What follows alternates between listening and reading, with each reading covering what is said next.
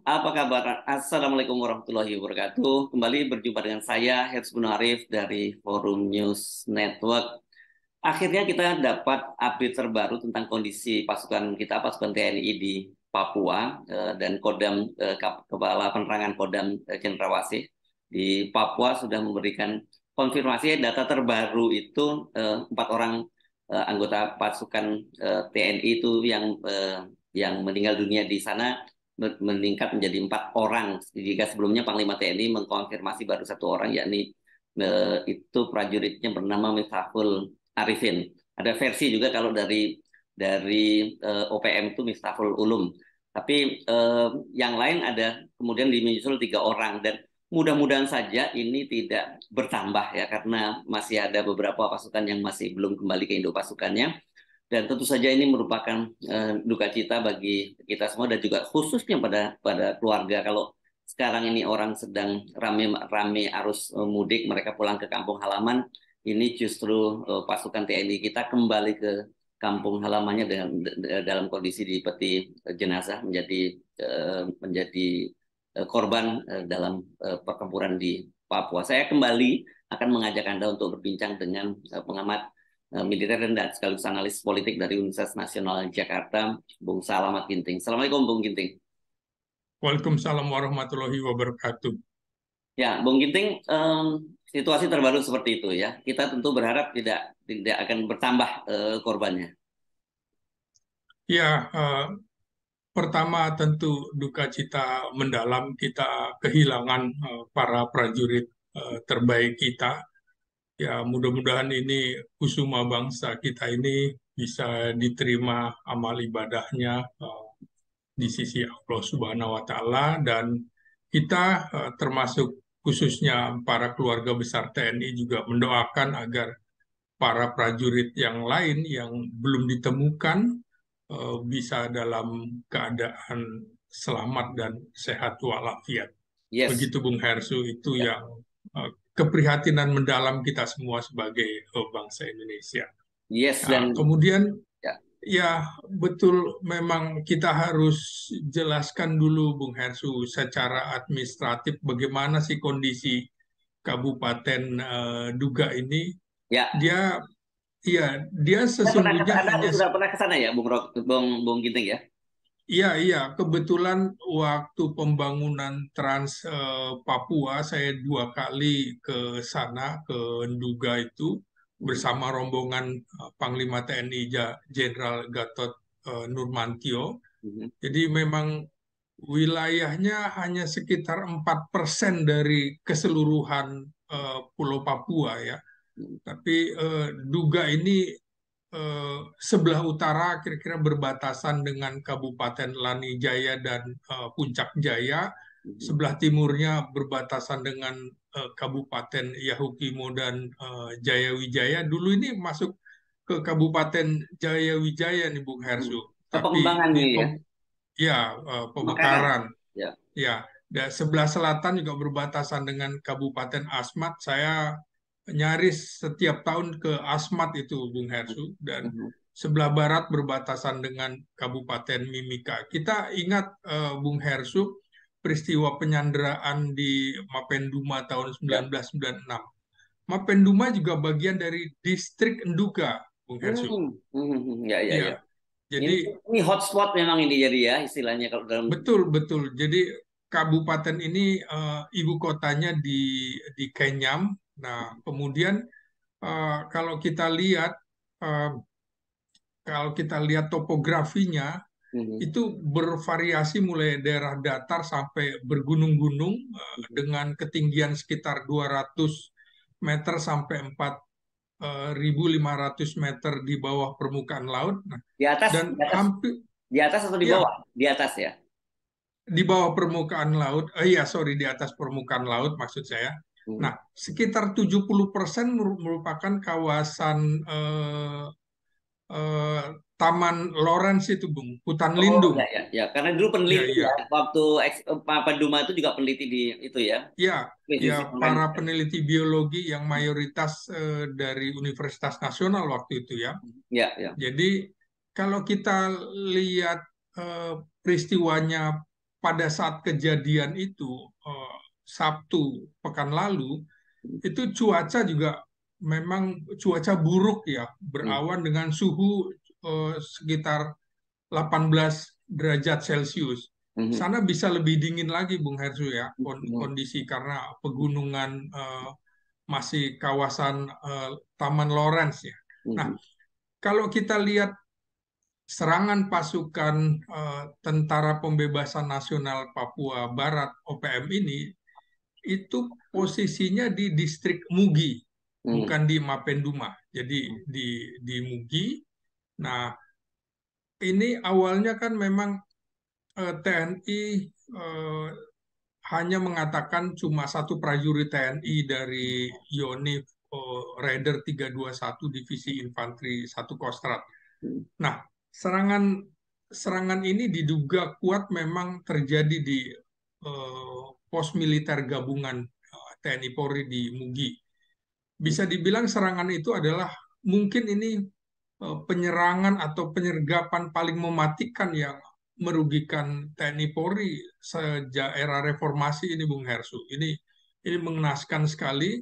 Ya, kalau kita dengar klaim dari juru bicara OPM, tentara OPM itu si Sebi Sambon, itu jumlah prajurit TNI yang tewas dalam serangan itu dia mengklaimnya 9 orang. Nanti kita akan buktikan siapa yang benar dalam hal ini ya. Nah, mereka pun mengaku bertanggung jawab atas serangan tersebut dan ini bukan kali pertama yang menelan korban dari pihak TNI Polri. Eh, maka kemudian apa sebenarnya yang terjadi di sana, Bung Hersu? Kalau kita menggunakan analisis lokasi, maka eh, distrik Mugi itu eh, merupakan titik panas konflik di Kabupaten Duga dan ini masuk provinsi di kawasan Pegunungan Tengah Papua. Nah, disinilah sesungguhnya tempat kelahiran uh, uh, Egyanus Kogoya yang mengklaim dirinya Brigadir Jenderal dan Panglima Komando Daerah Pertahanan 3 Tentara OPM. Nah, Egyanus Kogoya ini pada 2017 juga me- mengirimkan video kemana-mana pengibaran bendera bintang kejora di tempat ini ya. Nah, kita ingat Bung Hersu pada 2019 pada tahun 2019 itu 3 prajurit TNI dan BRIMOB tewas di kawasan ini juga di distrik Mugi. Jadi inilah memang basis utama tentara OPM yang kemudian juga sempat sebenarnya wilayah ini dikuasai oleh TNI 2000 setahun yang lalu gitu. Saya nggak ngerti kenapa kemudian kembali dikuasai oleh mereka OPM.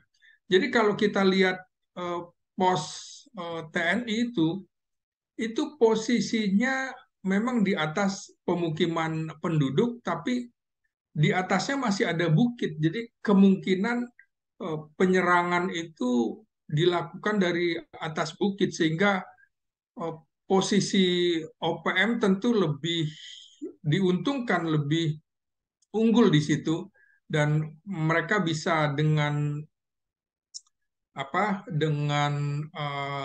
jelas dan tanpa rintangan menembaki prajurit kita dari Satgas Yonif Raider 321 dan juga di situ bergabung juga Kopassus. Nah, inilah yang menurut saya cuaca buruk kemudian tidak bersahabat itu memang sudah terjadi sejak siang hingga sore dan itu penyerangan itu dilakukan eh, pada saat itu, pada saat badai hujan dan kabut di area itu. Mungkin Ya. saya nggak tahu apakah kurang siap atau bagaimana. Yang penting sebenarnya pasukan TNI ini eh, lokasinya di samping bandara sebenarnya, Bung Hersu. Bandara rintisan begitu ya, baru mau Ya, ya, ya. dibangun begitu.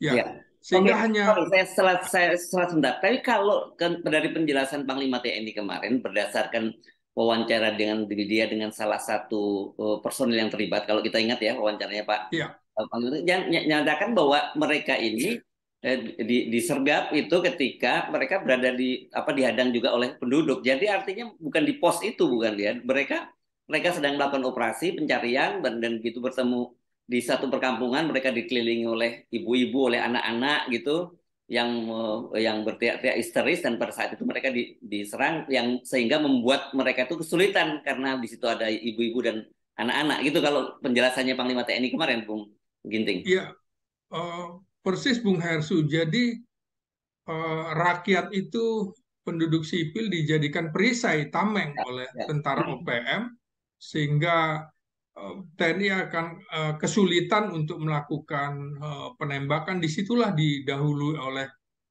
pasukan musuh gitu, OPM. Nah, memang serba sulit posisinya, kalau menembak penduduk juga bisa Ya, ya bisa jadi dituding skandal internasional itu ya kalau terjadi ya kan, ya apalagi anak-anak. pelanggaran HAM, tapi di sisi lain ya seperti itu. Makanya sejak awal juga saya bilang coba dipertimbangkan kembali untuk membebaskan Philip Mark, pilot Susi Air dari Selandia Baru ini, karena risikonya tinggi sekali, dalam pengertian juga toh Selandia Baru yang selama ini lebih pro kepada OPM, LSM atau beberapa organisasinya. Kemudian kenapa kita juga dalam dalam rentang 2 bulan aja sebelum ada kejadian ini sudah 3 prajurit kita gugur, ditambah dengan yang ini kita sudah 7 gugur, Bung Hersu. Ini kan mengenaskan menurut saya. Nah, Oke. kembali lagi, memang jalan yang menghubungkan Mugi dengan distrik yang lain berjarak sekitar 6,5 kilometer. Dulu kami ikut rombongan Panglima TNI Jenderal Gatot Nurmantio itu terpaksa harus menggunakan motor trail, Bung Hersu, Hmm. karena susah sekali, dan kita bisa lihat bagaimana kesulitan pasukan Zeni juga membangun jalan itu. Medannya sulit, belum lagi eh, serangan dari musuh begitu. Jadi bekerja sambil bertempur ini posisi yang sulit, karena eh, TNI itu harus menguasai lebih dahulu bukitnya agar bisa bisa apa namanya bisa menjaga pertahanan. Nah, ini yang kalau kita lihat eh, pemukiman penduduknya yang ada di bawah dekat Sungai Mugi dan di atas bukit itu juga membuat sebenarnya pertempuran tidak akan terjadi di situ. Jadi saya perkirakan OPM itu membawa penduduk ke atas untuk menyerang gitu, Hmm. membawa penduduk jadi perisai gitu ya, sehingga sulit kalau kemudian berhadap-hadapan. Menurut saya tidak akan seperti itu. Nah, jadi mungkin terpancing dan masuk dalam killing ground. Jadi memang betapa rumit kondisi di sana, dan penyergapan OPM ini kemungkinan memang dilakukan di atas bukit ketika pasukan kita coba mendekat lokasi penyanderaan Kapten Mark Philip itu, Bung Hersu. Ya, ya. Apalagi kan dijelaskan di situ bahwa Pratu ya, atau yang Prada yang Miftahul Arifin ini kan dia jatuh ke jurang sedalam 15 meter gitu. Berarti kan dia di atas ketinggian itu posisinya ya. Persis, karena memang posisinya kemiringan, Bung Hersu, di situ. Oh, miring ya. Jadi ya kemiringan di situ. Jadi susah sekali. Kemudian kalau kita lihat eh, pernah kan pada setahun yang lalu ada prajurit Zeni Tempur yang dihujani peluru, satu tewas dan 3 luka-luka begitu, dan alat beratnya serta jembatan yang sedang dibangun juga coba dibakar gitu ya. Hmm. Nah, ini dari situ aja memang sebenarnya sudah peringatan, jangan jangan lagi pembangunan konstruksi dilakukan oleh masyarakat sipil atau dari Kementerian PU karena memang ini wilayah pertempuran. Mhm. Jadi eh, memang cuma TNI yang bisa bekerja di sini karena ancaman keamanannya luar luar biasa eh, tinggi. Nah, kalau kita lihat peristiwa kemarin Sabtu lalu itu kemungkinannya memang eh, kita tidak punya pertahanan yang kuat, Bung Harsu. Jadi pos juga pos yang dibangun di wilayah Mugi itu juga seperti pos sementara, jadi seperti samsak. Ini yang sebenarnya harus diperhatikan oleh pimpinan TNI. Jangan main-main dalam membangun pos-pos militer. Harus ada eh, basis pertahanan yang kuat. Memang rencana pembangunan Kodim dan Koramil itu rencananya di kota Kenyam, ibu kota Duga. Di Mugi atau di Mapenduma baru pos-pos kecil. Nah, ini yang jadi sasaran empuk ketika ditembak dari atas. Posisinya ada bukit, kemudian pos kita di sini, baru di sini pemukiman penduduk. Nah, ini lagi-lagi barangkali TNI gagal mengantisipasi cuaca dan kondisi buruk serta ancaman. Makanya sebenarnya sudah beberapa kali di pos-pos yang akan dibangun Koramil itu juga diserang. Maka ini sudah yang kesekian kali. Maka membangun pos militer itu juga jangan seperti kita seperti memberikan samsak hidup bagi OPM untuk diserang. Ini yang harus kita antisipasi. Jangan kemudian kita membangun kesatrian-kesatrian militer di Pulau Jawa yang cukup bagus, tapi membiarkan pos-pos kita, pos militer kita di Papua itu minim pertahanan, dan ini penyergapan dan penyerangan pos-pos militer ini sudah berulang kali terjadi, Bung Hersu. Ya, oke. Nah, ini kemarin kan klaim dari OPM itu mereka yang tewas itu adalah pasukan khusus, komando pasukan khusus Kopassus dan juga dari Yonif Raider ya. Tapi sekarang ini yang terkonfirmasi yang 4 orang ini semuanya dari Yonif Raider itu ya, Bung Iya, Ginting. iya. Ya, tapi apapun juga tetap Anda kan menyebutkan bahwa Yonif Raider ini juga kualifikasinya di atas pasukan organisasi. Infanteri biasa, iya. Ya, ya, gitu. Iya, betul, Bung Harsu. Kalau kita melihat peristiwa ini, mengapa dalam tanda petik TNI kalah dari OPM juga ada persoalan propaganda nih, Bung Hersu ya. Ya, ya, ya, ya.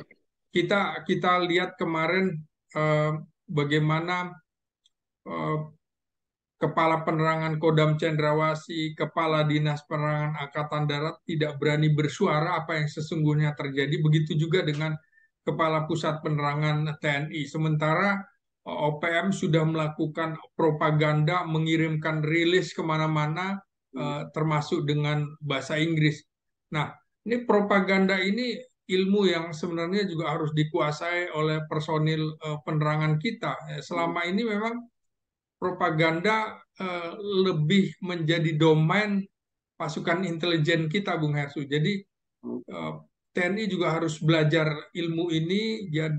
Ini kan tujuan propaganda adalah eh, penyampaian isi pernyataan dalam melakukan komunikasi agar komunikan memahami isi pernyataan yang disampaikan sesuai dengan keinginan komunikator, dan komunikan juga melaksanakannya untuk kepentingan komunikator, sehingga faktor kepentingan komunikator yang mengirimkan pesan propaganda ini yang menjadi patokan. Jadi eh, kandungan isi pernyataannya bisa berupa fakta, bisa juga non fakta. Jadi bukan bicara kebenaran atau kebohongan, tapi yang penting pesan itu sampai dan menakutkan, termasuk menakutkan bagi pembaca, pendengar atau pemirsa televisi yang eh, mendapatkan informasi itu. Nah, isi pesan propaganda itulah yang dikembangkan dengan tujuan meyakinkan orang agar menganut keyakinan sikap sampai pada arah tindakan tertentu. Jadi digiring, digiring, dan kita kita harus evaluasi juga akhirnya Bung Hersu. Ya, Apakah kemudian ada kualitas penurunan dalam latihan prajurit kita sebelum dikirim ke medan tugas? Kan misalnya ada latihan OLI. OLI itu operasi lawan insurgensi untuk satuan satuan tempur kita eh, menghadapi medan operasi. Apakah kemudian ada kualitas penurunan latihan ini juga harus kita evaluasi. Termasuk apakah kemudian pasukan memahami prinsip-prinsip aturan use of force saat sudah berada di medan tempur. Ini harus dievaluasi lagi. Jangan-jangan personil yang dikirim juga komandannya tidak mengetahui prinsip-prinsip use of force tersebut, Bung Hersu. ya, Nah, jika demikian, tentu akan berdampak tidak memiliki protap tentang penggunaan senjata saat bertugas, saat disergap, saat diserang. ya. Belum lagi OPM ini kan juga pasti menggunakan rakyat sebagai perisai tadi kan Bung Hersu, Ya, ya. sehingga prajurit kita ragu untuk menembak. Akibatnya ya itu tadi didahului oleh OPM untuk menembak TNI sehingga kita menjadi sasaran samsak. Nah, Ya, ya, ya. ya, ada pertanyaan berikutnya juga, di mana sebenarnya agen-agen intelijen kita dari Badan Intelijen Negara dan BAIS TNI? Ada di mana itu? Jangan-jangan eh, di sana juga kan ada Intel Kodam. Jangan-jangan mereka tidak ada di sana, Bung Hersu. Nah, ini kan yang menjadi pertanyaan sekarang adalah bagaimana dengan dana operasi intelijen yang katanya besar itu? Bagaimana penggunaannya ini juga harus dievaluasi, dikaji kembali. Nah, seperti saya bilang tadi, apakah iya agen-agen itu, agen-agen intelijen ini eh, menguasai pegunungan karena nyatanya sekitar 70% wilayahnya adalah pegunungan. Nah, jangan sampai kemudian agen-agen intelijen itu tidak di gunung tapi di kota saja sehingga gagal mendeteksi dini dalam penyelidikannya yang sangat minim. Ya. Ini dibutuhkan sebenarnya pasukan Sandi Yuda kita untuk berada di gunung sebelum memberikan informasi kepada satuan tempur kita. Begitu Bung Hersu. Ya, saya ingin menyoroti tadi dari sisi propaganda tadi dan strategi penerangan ya. Saya sepakat dengan Anda. Saya melihat ini ada semacam keterlambatan juga ya untuk memberikan sepantar counter counter publikasinya ya, counter opini gitu. Karena Ya, memang iya. kalau saya baca-baca lagi kan informasi tentang Satgas yang ada 6 orang yang pasukan yang katanya dari Kopassus dan Kostrad itu yang 6 orang yang tewas kemudian 9 disandra itu kelihatannya munculnya itu dari kebocoran laporan kan laporan internal tuh yang saya baca dan Iya. kemudian itu semakin diyakinkan dengan informasi dari yang disebar propaganda dari OPM. Nah, tetapi kemudian responnya yang saya kira terlambat, baru kemudian ada penjelasan itu ketika akhirnya Panglima datang ke sana, begitu ya. Panglima datang Iya. ke, ke Timika gitu ya, kemudian memberikan penjelasan bahwa beliau baru saja dapat laporan ada 1 korban yang tewas begitu ya, dan kemudian yang Iya. lain belum bisa dievakuasi dan masih ada yang terpencar dari induk induk pasukan kan itu yang kemarin yang kita dapat ya. Harusnya hal semacam ini memang kita mesti siapkan pasukan kita terutama harus disiapkan dengan perwira-perwira penerangan yang juga cukup cukup cakap baik dari sisi strategi komunikasi maupun teknologinya itu yang saya Persis, sorot. Bu. Saya kemarin agak terkejut ketika jumpa pers dengan Panglima TNI yang disiarkan kemudian oleh Puspen itu itu sangat terlambat gitu ya. Kita baru pertama kali menerima videonya dan kemudian nggak lama kemudian kita dan padahal televisi nasional udah menyiarkan lebih dahulu gitu. Dan kemudian saya lihat saya lihat dari kualitas kameranya ini kayaknya menggunakan handphone saja Bung Ginting itu kualitas dia Hmm. Hmm. sebagai orang televisi kita tahu itu mengambilnya high angle gitu dari posisi yang tinggi. Padahal kan harusnya ketika seorang panglima TNI itu melakukan jumpa pers itu betul-betul disiapkan secara well prepare gitu ya. Tampilannya juga harus harus bagus, harus meyakinkan, Iya, memberi iya. memberi pesan kepada publik dan gambarnya serta audionya harus clear. Itu yang saya kira perlu kita beri catatan Bung Ginting. Ya, memang ketika awal eh, Panglima TNI Kasat dan Panglima Kostrad serta Danjen Kopassus berangkat ke Papua, kita sudah curiga. Ya, Nggak mungkin hanya satu prajurit yang gugur, pasti banyak. Dalam ya, pengertian kemungkinan banyak. Nah ini harus dipahami juga bahwa perang ini tentu menggunakan sarana propaganda sebagai perang psikologis ya, dengan harapan untuk menurunkan mental lawan, Bung Hersu ya, dalam bertempur. Kita hari ini misalnya dari tadi malam kita sudah juga mendapatkan video bagaimana TNI yang sedang dikurung begitu. Kita nggak tahu ini peristiwa di mana, tapi kemungkinan adalah peristiwa yang diungkapkan oleh OPM bahwa ini loh yang disandera. Jadi mereka melakukan aksi propaganda dalam perang ini dengan menggunakan sarana-sarana yang berasal dari eh, media cetak dan lain-lain ya, dan termasuk radio, televisi, dan ini propaganda ini efektif untuk mempengaruhi mental lawan.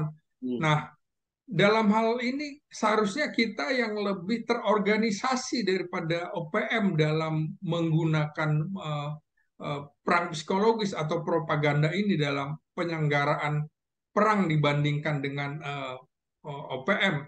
Kita bisa lihat misalnya eh, kita sesungguhnya punya badan-badan yang bisa melakukan propaganda, terutama badan intelijen, baik militer maupun sipil, eh, sehingga kemudian ini bisa mendukung pertempuran kita di, di medan operasi di Nduga itu. Karena propaganda adalah alat perang, jadi nggak bisa kemudian eh, perang itu hanya menggunakan senjata belaka. hmm, Karena kalau kita melihat kondisi kedua belah pihak, sebenarnya personil kita harusnya lebih bisa menguasai wilayah di daerah operasi itu, bukan kemudian justru mereka, karena sarana militer kita sebenarnya jauh lebih lengkap dan dibutuhkan untuk menjaga wilayah-wilayah kita. Nah, ini perang propaganda ini juga menarik karena eh, semuanya berusaha memperoleh simpati rakyat gitu ya untuk menutupi kekurangan-kekurangan.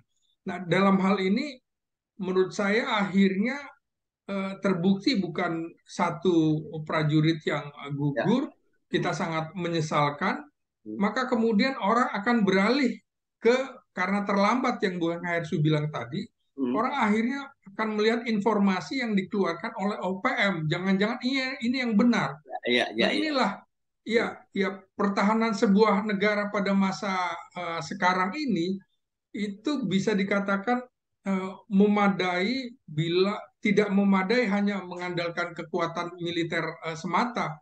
hmm, Jadi sebuah negara juga harus punya kemampuan diplomasi serta agenda propaganda yang mampu menjawab tantangan yang dihadapi dalam aspek juga komunikasi hubungan internasional, karena ya, intervensi asing tentu tidak bisa diabaikan dalam hal ini, Bung Hersu.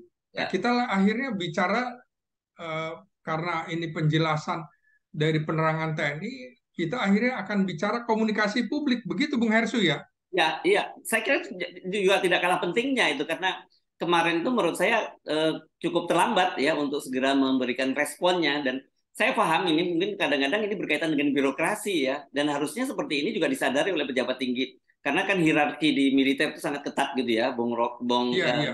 ya, jadi mungkin mereka nggak seluas di sipil.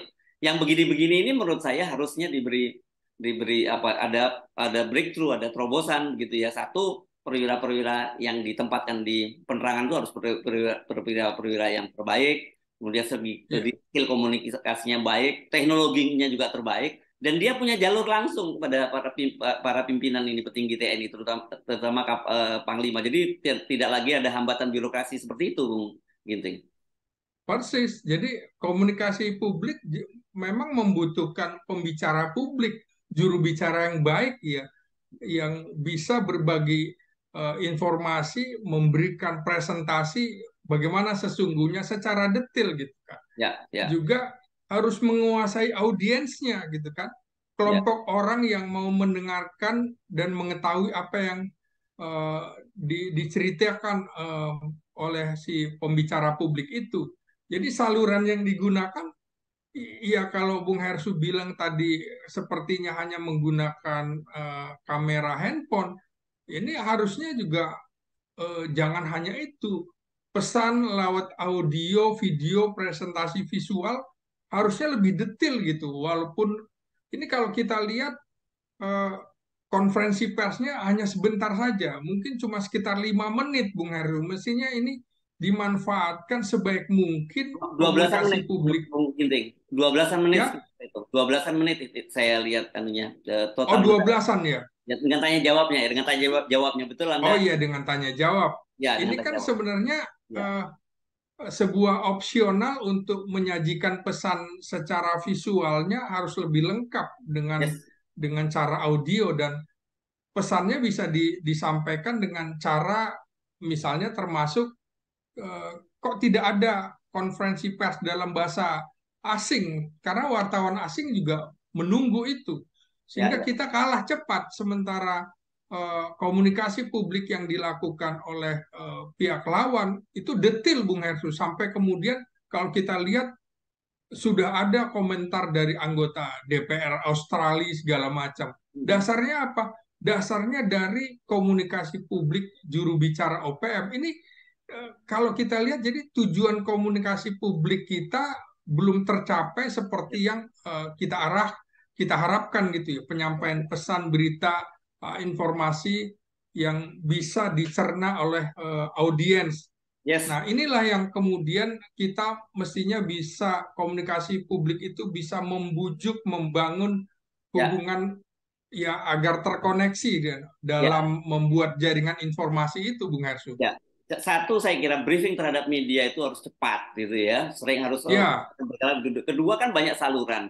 Nah, kalau Anda sebut tadi anggota DPR, ada anggota Komisi 1 yang menjadi partner dari ya betul. TNI. Harusnya mereka juga mendapat briefing dengan cepat sehingga mereka juga membantu dari sisi publik opini ya. Ini sekarang saya kira sudah Ya, masukan-masukan buat TNI kita ya, Bung Ginting ya ya, ya bagaimana? betul betul.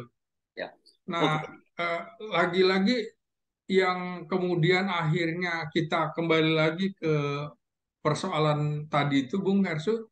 Nah, eh, apa insting insting tempurnya kemudian dipertanyakan dalam kasus ini, Bung Hersu. Hmm. Jangan-jangan kemudian kurikulum kurikulum sebelum bertugas itu lebih banyak kurikulum non tempur daripada tempur, sehingga instingnya menjadi runtuh dengan propaganda dan komunikasi publik yang dilakukan oleh OPM ini. Secara moral pasti menurunkan moral prajurit. Ya mudah-mudahan kita mendoakan segera recovery begitu ya, Yes. untuk melakukan apa public speaking yang lebih bagus dalam komunikasi politik yang dilakukan oleh penerangan TNI, dan juga moral prajurit tumbuh. Saya sepakat dengan keputusan Panglima TNI meningkatkan menjadi siaga tempur, karena memang ini wilayah tempur, bukan kemudian dengan pendekatan humanis. Pendekatan humanis bisa saja kepada rakyat sipil yang tidak bersenjata, tapi kalau kepada Tentara Nasional Pembebasan Papua Merdeka, saya pikir siaga tempur harus dilakukan, bahkan kalau perlu sampai siaga merah, Bung Hersu, karena ini dengan adanya video bagaimana prajurit yang disandera juga, moral moral kita semua juga rasanya sedih gitu ketika Ya. prajurit kita menjadi samsak dalam pertempuran, begitu Bung Walaupun Hersu. itu belum tentu belum bisa dikonfirmasi, Walaupun ya, itu tapi tetap saja belum tentu namanya itu betul. propaganda. Iya, Yes, iya. ya, Dan baik. kita doakan Bung Hersu, mudah-mudahan ini tidak terjadi, dan keluarga besar TNI dan kita semua tentu mendoakan agar para prajurit yang gugur sebagai kusuma bangsa dan yang belum ditemukan ini Baik, temukan ya. lagi-lagi selamat, dan keluarganya juga tenang. Ada Ini kepastian, ya. ya, Bung Hersu, ini lagi-lagi skill komunikasi publik dari penerangan TNI harus kita harus diperbaiki, karena skill komunikasi publik itu sangat dibutuhkan untuk keterampilan public speaking, termasuk dalam menulis, berbicara, komunikasi online, karena inilah komunikasi di media massa begitu ya.